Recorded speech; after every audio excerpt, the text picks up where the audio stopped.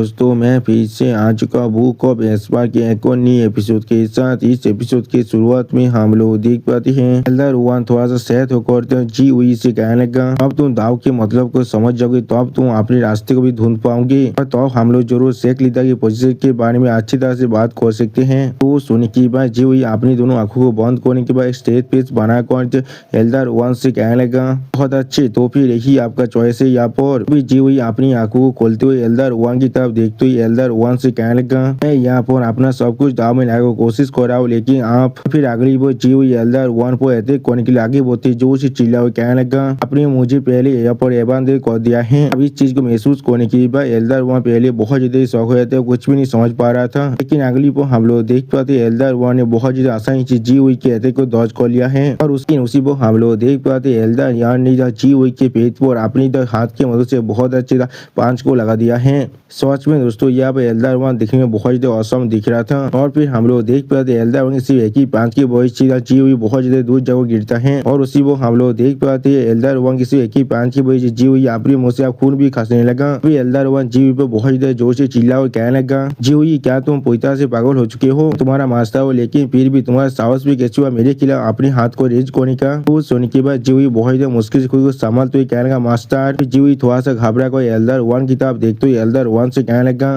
आपने पहले मुझे अपने शेख लीडर की पोजीशन से हटा दिया और फिर भी आप यहाँ पर खुद को मेरे मास्टर कहने की साहस कर रहे हैं। तो जी हुई की बात को सुनने के बाद हम लोग देख पाते एल्डर वन को यहाँ बहुत बड़ा झटका लगता है और एल्डर वन कुछ भी नहीं कह पा रहा था। और उसी वो एल्डर वन के साइड में हम लोग बहुत ज्यादा पॉइजन को देख पाते हैं। उसी वो जी हुई उससे पॉइजन था देखते हुए थोड़ा सा खून कसते हुए मुस्कुरा कर उनसे कहने लगा, सुपरमैन 5 आखिरकार तुम लोग यहाँ वो बाहर निकल चुके हो, तुम लोग सोच में बहुत बुरा बॉडीगार्ड हो। क्या होता अगर मैं सोच में हाई बेनेबल को यहाँ पर हाथ कर पाता। वो सुनी की बात वो पॉइजन आप जीव की तरह आगे बढ़ते थोड़ा सा मुस्कुरा कर उससे कहने लगा, अभी इस शेख के अंदर कोई ऐसा नहीं है जो हाई बेनेबल की पावर को सरपास कर पाए, या तो भी तुम भी नहीं। हमारी ड्यूटी यहाँ पर सिर्फ एम्बुश को रोकना है और बेनेबल की कल्टीवेशन को डिस्टर्ब करने से रोकना है। और फिर इन परमानेंट 5 एल्डर वन की तरफ देखते हुए कहने लगा, जैसे कि तुम लोग मास्टर और डिसेबल हो इसीलिए मैं हम लोग इस पर इंटरव्यू नहीं करना चाहते थे, लेकिन शेख लीडर जी तुम्हें इस चीज को अच्छी तरह से समझना पड़ेगा। वेनेबल को भी तुम्हें मिस देते नहीं किया था, उन्होंने अच्छी तरह से शेख लीडर की पोजीशन की जो मेथड था उसे हैंडल किया था। और फिर जी हुई की तरफ देखते हुए इन परमानेंट 5 कहने लगा, या फिर तुम्हें सच में लगता है अगर जुफेन यहाँ फाइट करना शुरू कर देते तो फिर तुम यहाँ पर जिंदा रहते। तो सुनी की बात जी हुई थोड़ा सा मुस्का को इन परमानेंट 5 से कहने लगा, तुम बिल्कुल सही हो और मुझे भी इसके बारे में अच्छी तरह से मालूम है, इसलिए यहाँ पर मैंने उन्हें और एक मौका देना चाहा था अपने माइंड को चेंज करने के लिए। जुफेन यहाँ पर नहीं है तो आप बोलो चाहे तो मुझे आसानी से अपनी सीट को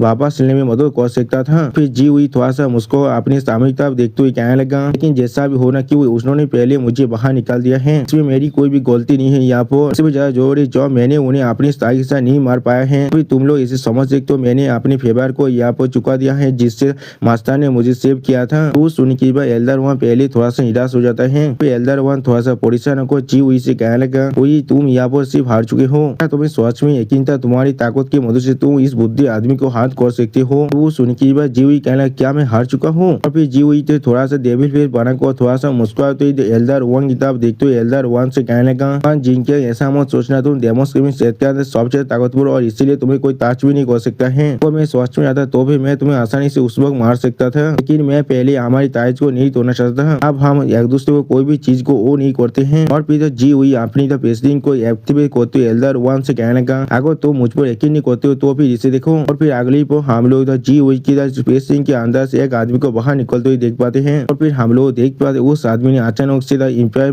5 को अटैक कर दिया है अपने सिर्फ एक ही अटैक की मदद से। अब इस चीज को देखने के बाद एल्डर वन पहले बहुत ज्यादा शौक है, कुछ भी नहीं समझ पा रहा था। और फिर धुआं आने के बाद वो आदमी बाहर निकलते बहुत ज्यादा मुस्कुरा कर कहने लगा, सेहत के इनपरमानेंट 5 तुम लोग सोच में बहुत ज्यादा ताकतवर हो। और फिर हम लोग देख पाते ये आदमी अपने हाथ में अपने पावर को रिलीज करते थोड़ा सा मुस्कुरा कर कहने लगा, मैं एक सोल हार्मोनी स्टेज का एल्डर होने के बाद भी सिर्फ तुम्हारे डोमेन को तोड़ पाया हूँ, तुम लोग अभी भी जिंदा हो, ये चीज सोच में एक बहुत बड़ा रिमार्केबल है। उस आदमी को अपने सामने देखने के बाद एल्डर वन थोड़ा सा शौक होकर उसके तरफ देखते हुए उससे कहने लगा, व्हेन टेलिंग शेख लीडर रेन सायोन। जो सुनने के बाद रेन सायोन थोड़ा सा मुस्कुराते हुए कहने लगा, हाँ बिल्कुल सही, मैं हूँ यहाँ पर। अभी रेन सायोन जी हुई की तरफ देखते हुए जी हुई से कहने लगा, सोच में एक स्मार्ट मूव में रिंग का इस्तेमाल कर यहाँ पर एक एम्बुश करना, इस तरह से तुमने इस प्लान के बारे में सोच लिया था शेख लीडर जी। जो सुनने के बाद जी हुई थोड़ा सा मुस्कुराते हुए रेन सायोन से कहने लगा, मैंने सिर्फ इसके बारे में क्या एक साथ सेमलेस देते से कोई भी नहीं सोचता ये चीज सच में हाई बहन के खिलाफ इतनी आसानी से काम आ जाएगा। अभी जी हुई थोड़ा सा मुस्कुराती एल्डर वन किताब देखते हुए एल्डर वन से कहने का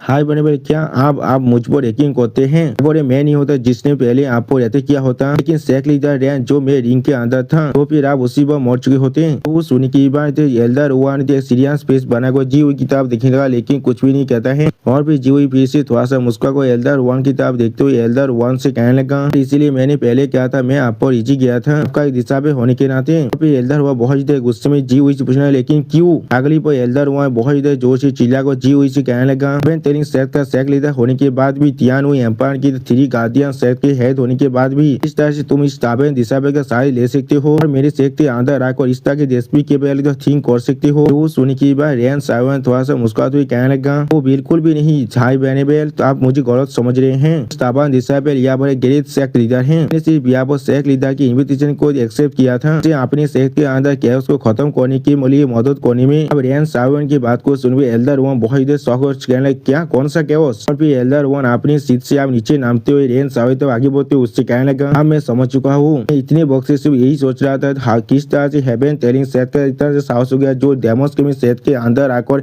अपने काम को कर रहा है, वो भी डबल डबल बिना किसी दावत के दौड़ के। हेवन टेलिंग से तुम लोगों ने पहले ही अपने एक्सक्यूज को तैयार कर लिया है। सेटलिंग द कैओस के नाम पर अपनी पूरी अपोजिशन को खत्म करना चाहते हो और उसे फिर से उसके सीट पर बैठाना चाहते हो। एल्डर वन की बातों को सुनने के बाद रेन सावन थोड़ा सा मुस्कुरा को एल्डर वन से कहने लगा मेरे सोच में बहुत बुद्धिमान है, आपने इतनी जल्दी हमारे पेरेंट को तो समझ लिया है, लेकिन आपको ये चीज नहीं कहना चाहिए था कि क्या हम लोग यहाँ पर आईटीएस कल्टीवेटर है, हम लोग को इस तरह से लेबल करने का मतलब है आप हमारे नाम को बिगाड़ रहे हैं। जो सुनी के बाद एल्डर वन थोड़ा सा मुस्कुरा कर रेन सावन वन के साथ देखते हुए उससे कहने लगा हाँ बिल्कुल सही, यहाँ पर हेवन टेलिंग सेक्ट एक माहिती आईटीएस सेक्ट है। फिर एल्डर वन थोड़ा सा गुस्से में तो रेन सावन के तरफ देखते हुए उससे कहने लगा और एक सेक्ट के साथ मिलकर यहाँ पर काम कर रहे हो अपनी एंसेस्टर मास्टर को सेम करने के लिए, तुम्हें सोच में लगते तुम्हारे सोच में किसी बात की राय थे एक सेक्ट लीडर बोनी का। तो सुनी के बाद जीवी थोड़ा सा मुस्कुरा कहने लगा हाँ क्या मैं कंसल्टिंग कर रहा हूँ। फिर जीवी एल्डर वन की तरफ देखते हुए बहुत देर गुस्से में जोर से चिल्लाते हुए एल्डर वन से कहने लगा जुफेन में बिल्कुल सही काम नहीं किया था,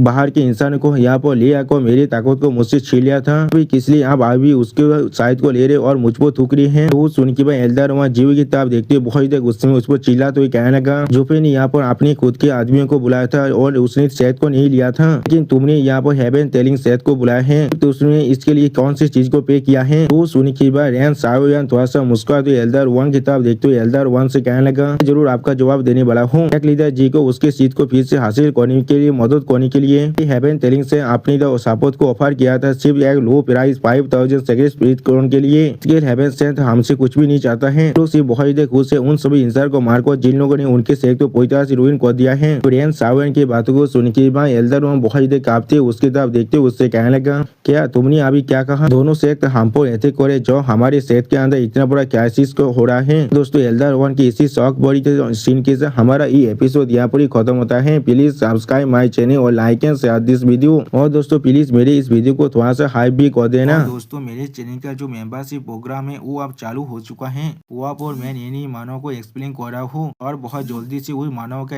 एपिसोड को भी ला रहा हूँ, इसीलिए आप लोग चाहे तो वहाँ पर ज्वाइन कर वो सारे मानव को देख सकते हैं। इसीलिए दोस्तों प्लीज मेरे मेंबरशिप प्रोग्राम को ज्वाइन कर लीजिए। Okay bye bye sayonara.